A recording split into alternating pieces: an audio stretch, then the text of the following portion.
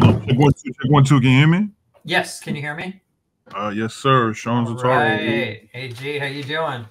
I'm all right, Sean. I'm all right. All right. Today. Yeah, we are live, by the way. No pressure. No pressure. Great. Cool. Give me 1 second. All right. Now, can we start off? This is JMJ trial, day 3. Day 3. Yep. I want to start off with a breakdown of who's on trial and what they're being accused of. Can you break down those details if you can? Sure. So it's Carl Jordan Jr. and Ronald Washington. Carl Jordan. Everyone has nicknames that come up occasionally in the trial. Ronald Washington is Tenard. Sometimes witnesses will refer to him as Tenard. Carl Jordan is little D. Jordan is accused of, or they're both accused of Jam Master Jay's murder. There's a third man accused of being at the scene, Jay Bryant. He will be tried, I don't know, 2025, 2026 sometime. Separately, right? Yeah, separately. These two are being tried at the same time. They have, separate defense attorneys, as is usually the case. Those guys who've been watching AG for a while may remember that from the 6-9 trial, right? There were two separate defendants being tried at the same time. Yeah, so basically the picture that witnesses and government tried to paint today was that Jordan was the trigger man and Washington was his accomplice. Mm-hmm. Okay. Just let me back up for a second. Why do you think that is that these trials are being, these two defendants are being tried separately?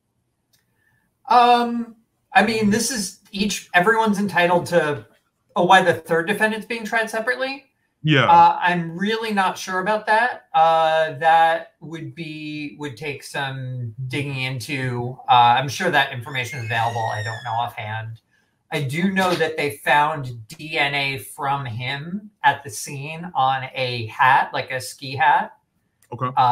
So already, there's a significant strike against him. There was no other DNA of the other two defendants found there, on the ski hat, or at least as far as they mentioned today, any other place. I understand. So yeah, if you could just break down what happened today at trial, day 3. Of course. So day 3, the main witness today was this guy, Ariel Rincon, sometimes called Tony, who basically started working for Jam Master Jay when Tony was 17. Tony called Jam Master Jay a mentor. He said his job was, to work in the studio, do stuff with JMJ Records artists, sometimes drive them around, sometimes help with projects, all kinds of stuff. This was not his full-time job. He was also, going to school and working full-time and doing all kinds of stuff. He seemed to be, he met Jay when he was 17, and the murder happened when he was about 24 or 25. Wow. He was very emotional during his testimony. His eyes seemed to keep tearing up. It was a little unclear. He didn't break down and cry necessarily, but he was wiping his eyes a lot. It obviously seemed very emotional to talk about. So the tricky thing about Rincon, right, is that because he was there and he was injured at the time, everyone knew from the day it happened that he was there.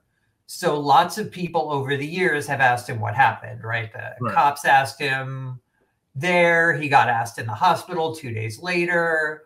A reporter asked him in 2007. Once the feds started investigating around 2016, they asked him. And it wasn't until around 2017 that he finally said, hey, these were the two people I saw there. So in all that time, in the 15 years before then, he'd said a lot of true, assuming the version he's telling now is true, right? Right. He told a lot of also true stuff prior to that about, the defendants, the shooters' body types, what they looked like, where they were, the order of events, where people were standing, what they were wearing, all of that kind of stuff matched up with this latest version of what he's saying actually happened, but he just didn't give names at that time. He said he didn't know who had done it. And now, of course, he's saying, I do know, I saw the whole time it was, you know, these two guys, right? So it's a bit of a tricky story, but he kept coming back over and over to these two main things. He said, you know, when it happened, he said, I was scared and I was confused. And scared seemed to mean a couple things. It meant, you know, scared for his own safety, scared for his family. He mentioned his mother. I'll get into that in just a minute. Confused meaning like he was really thrown, it seems, that these were people he knew and that Jay knew. And one of them was, in fact, Jay's godson. So he was just very confused by all of that and didn't know what to make of it. And it seems like he just kind of, between fearing for his safety and being confused and not wanting to get involved, you know, he just didn't name any names. He said at one point that he had told Randy Allen, who was there in the studio with him, but in the control room, so he didn't see what happened. He said at one point, look, I told Randy who it was. And even Randy, who was like in the studio, even he didn't believe me at first because it was so unbelievable that these people who Jay knew so well would kill him. Right. Right. So that's the picture that everything's being painted on.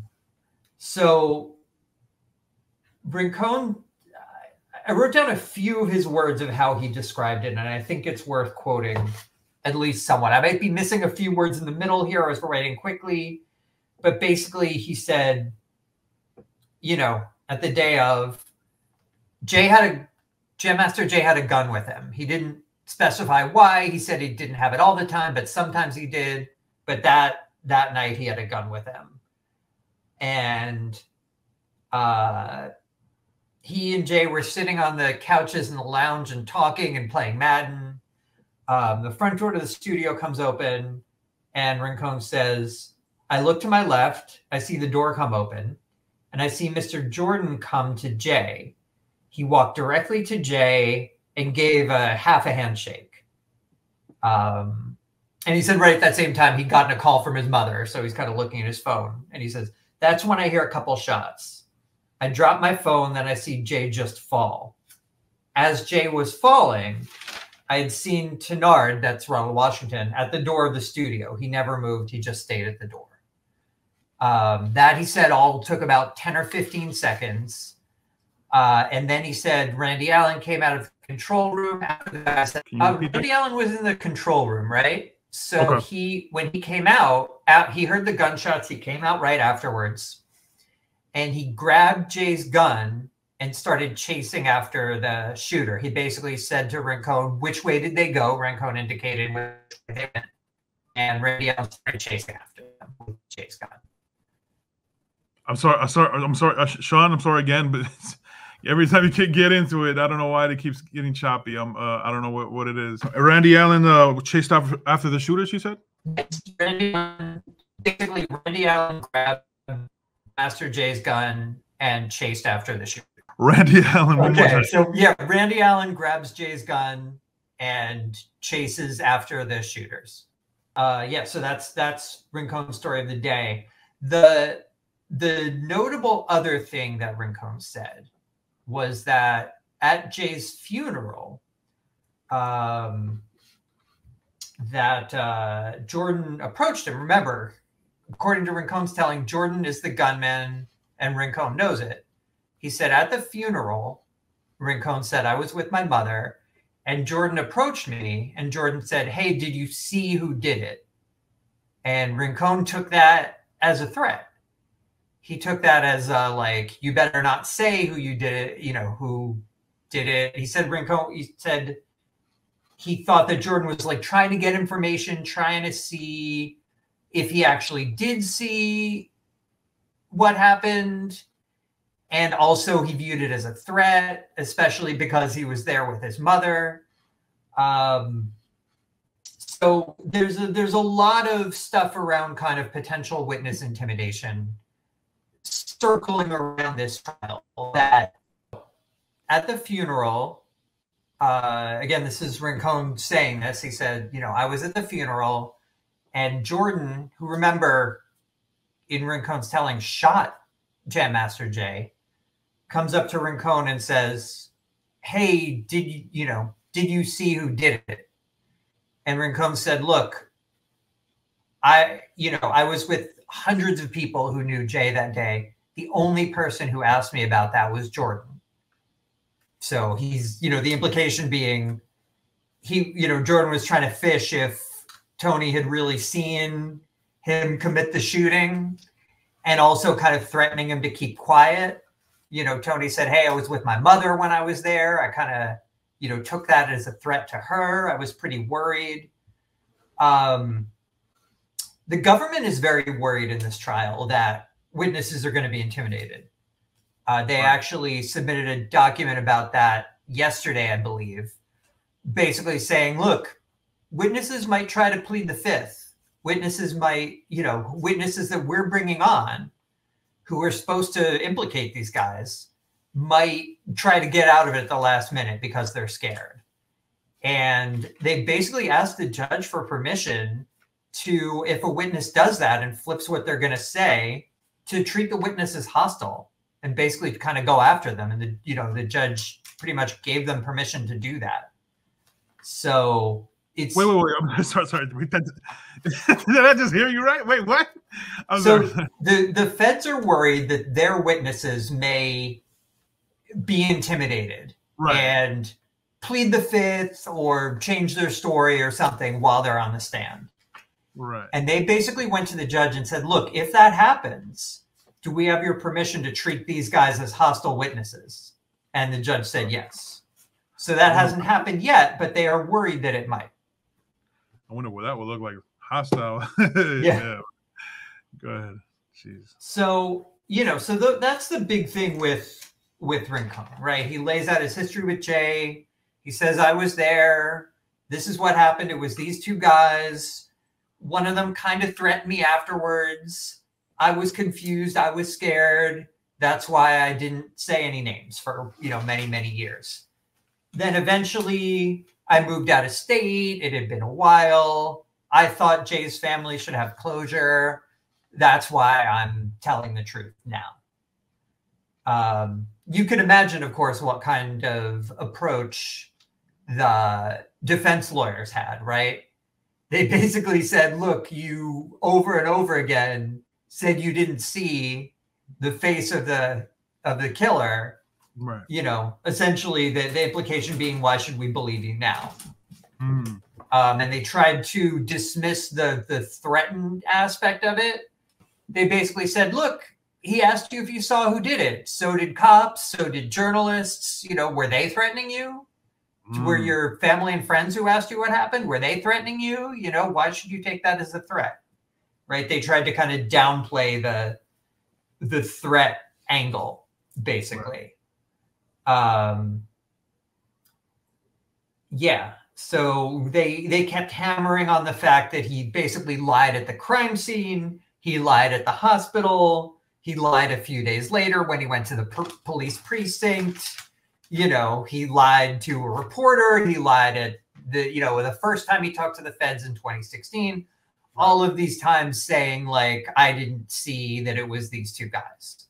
So that was pretty much the defense's approach.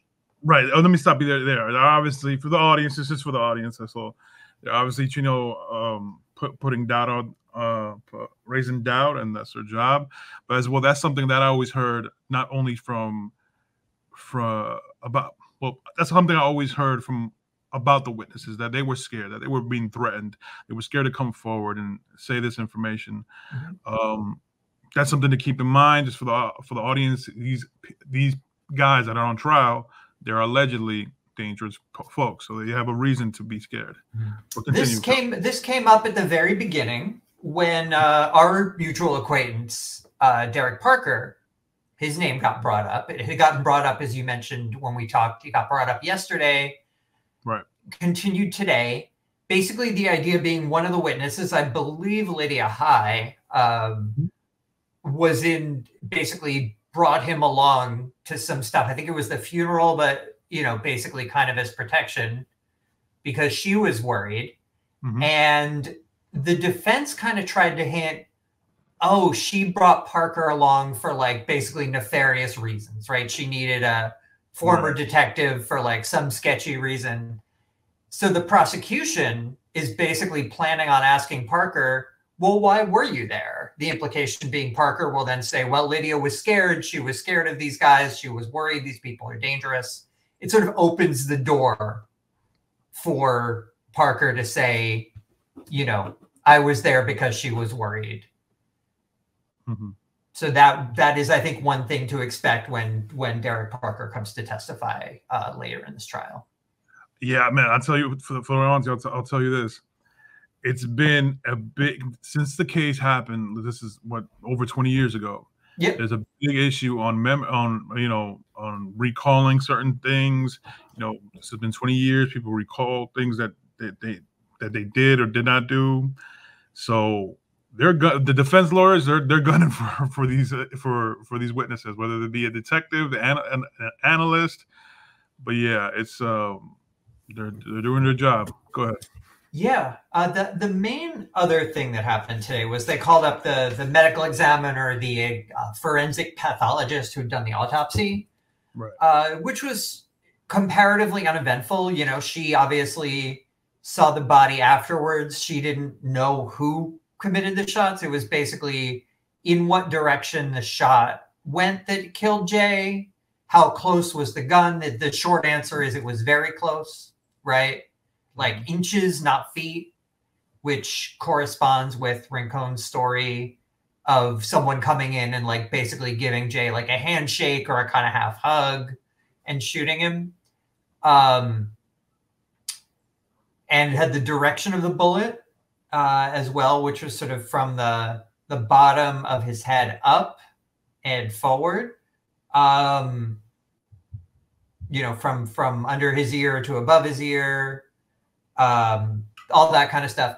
The main notable things about the medical examiner were they showed the autopsy, many of the autopsy photos, which were horrifying to see. And obviously they were there for the jury, for the people in the courtroom. The witness obviously had seen them before, but it just was very emotional, very affecting for me at least, and I assume for everyone in the courtroom to see them.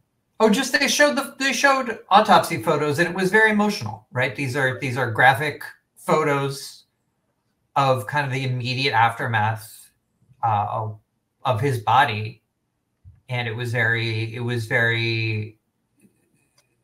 It was very affecting moment. I think for me, and I think for everyone in there. Yeah, and the other notable thing about the medical examiner happened at the very end. Jordan's lawyer tried a little bit, in my interpretation, tried to discredit her a little bit, basically saying like, look, you saw crime scene photos, right? You must have seen where like bullets were and stuff was in the room. And she couldn't recall if she had or hadn't, you know, it was sort of immaterial to what she did. If I'm interpreting it right, what I think the lawyer was going for was basically saying, look, you worked backwards. You saw a photo and then you sort of maneuvered your autopsy findings to match whatever those photos said, right? As a way to try to discredit her photos. Right. He wasn't able to fully make that argument because the stuff about which photos she had seen or if she had seen them got a little confusing and they weren't really able to play it out. So that ended up kind of going nowhere. Wow. I understand. Ooh, these defense lawyers are going from throat, you know? Yeah, definitely. The medical examiner did mention this may be public already, I don't know, but that Jay had marijuana in his system at the time he was killed, no other drugs. But he had cannabinoids, I think was the technical name she used in his system. And she also found basically like a blunt and a stuff and some matter that appeared to be marijuana, although it was never tested or anything, in his pockets. Anything else that you I mean, look, it is an awful lot. There are the rumor that I heard, although it hasn't been confirmed yet. I assume we'll get notice of it soon. Is that potentially Randy Allen, who was, at the site, but sort of behind a door and didn't get a look at the incident, might be there tomorrow. Okay. But again, that's not totally certain of that.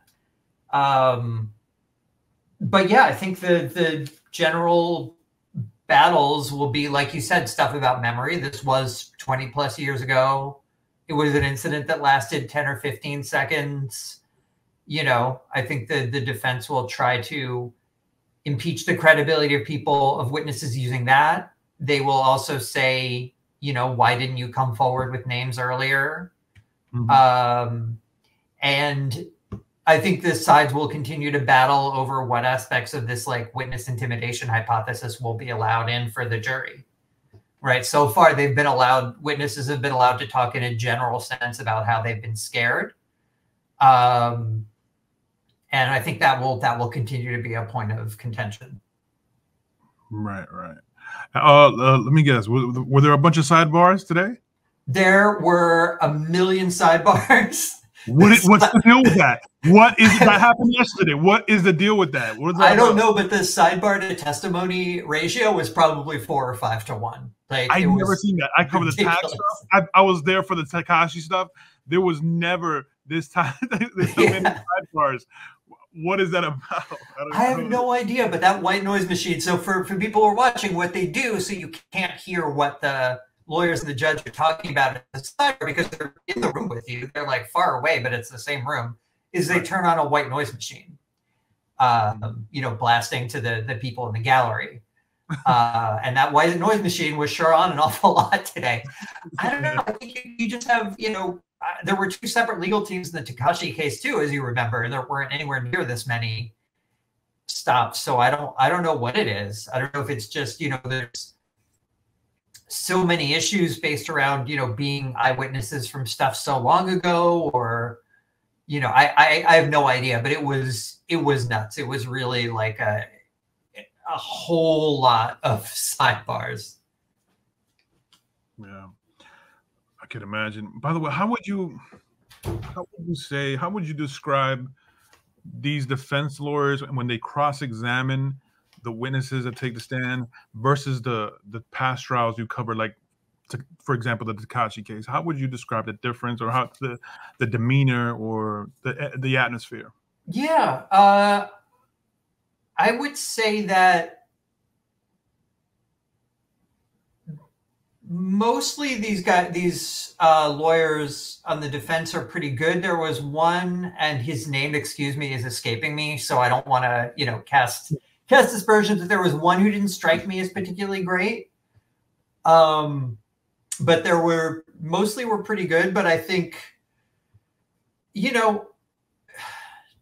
defense lawyers are the prosecution's trying to tell a story, and the defense is kind of trying to poke holes in that story. Right. And, it seems like occasionally they would it seemed like a lot of times they tried to start to begin to poke holes in a theory, but then for one reason or another, they couldn't quite finish it. Like with the whole thing with the medical examiner, right? They sort of begin to try to poke holes in her work, but then just sort of get sidetracked and never quite get around to finishing their idea. And there were a couple instances like that where you could kind of see where they were going with some like technical thing, and then it just never quite finished up. Overall, they seem good, competent. Like it's very early, right? There will be many witnesses. There will be many chances for them to try to counter those witnesses. you know, obviously having Tony there today was a big one. He was, you know, one of two people who could actually see the killers, right? Was in a position to see their faces. And, you know, they really tried to hammer on, you know, you told a lot of other stories before you told this one. Right. And maybe that will stick in a jury's head. Mm-hmm. Is it safe to say that Tony Rincon is the best witness to the assailants, to see the assailant's face? I mean, I haven't heard Lydia High yet, so I'm not sure. She was in the room as well. Right. But he was the closest, right? He was inches away from the shooting. So he is certainly one of the best, if not the best. Lydia may have been closer to, you know, the accomplice who is allegedly Washington. Given the layout of the studio, she may have been closer to him. But yeah, Rincon is definitely, you know, seems to have been the closest to the actual shooting. Right. I'm sorry, I'm not sure if you're able to answer this, but how many autopsy photos exactly did they show? There were a bunch, maybe half a dozen. I should have those today, and today or tomorrow, and I can email them to you. Sure. Okay. If you want, I recommend. I don't know. They're you know, if people want to see them, that's on them. But they're pretty gruesome. I mean, yeah, you can send it to me. I would never publish them though. I can't do that. But geez, yeah, I imagine with the atmosphere when those things were previewed. I will say there were, you know, the gallery, as you might imagine, was sort of half and half of media and seemingly people who seemed to be supporters of Jordan Washington.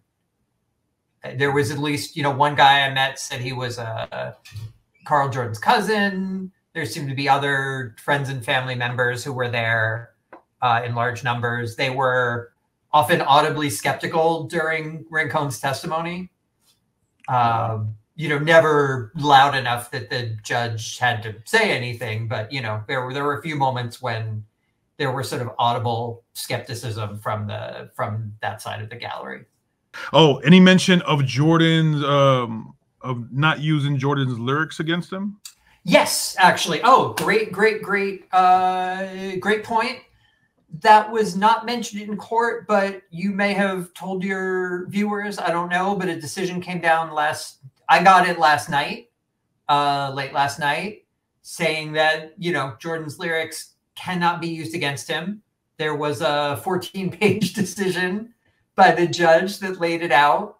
That decision quoted a ton of rappers, quoted, you know, Ice Cube, and it mentioned Future, and it quoted Kendrick Lamar, and mentioned Ice Spice, and talked about, you know, Grandmaster Flash and the Furious Five, The Message. Like, it was a very long opinion that I actually really enjoyed reading. But ultimately it came down on Jordan's side, saying you cannot use his rap lyrics. And just to take one example, one of the reasons the prosecution wanted to use it was that one of the songs made reference to shooting someone in the head. Let me see if I can find the exact Take your time. Go thing ahead. here. Okay, so there were two songs the government wanted to introduce. One was called Aim for the Head. One was called Silver Spoon, right? Aim for the Head is about shooting people in the head. And Jay was shot in the head. So the government's basically saying, look, this is not just rap lyrics, right? This is like him rapping about something that he actually did.